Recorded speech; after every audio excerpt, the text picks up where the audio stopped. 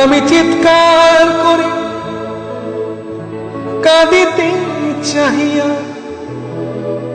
করিতে পারিনি চিৎকার, বুকের ব্যথা বুকে চাপায়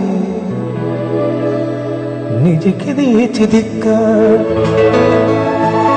কতটুকু অশ্রু গড়ালে হৃদয় জলে সিক্ত, কত প্রদীপ শিখা জ্বালালে জীবন আলোয় উদ্দীপ্ত, কত ব্যথা বুকে চাপালে তাকে বলি আমি ধৈর্য। নির্মমতা কত দূর হলে জাতি হবে নির্লজ্জ।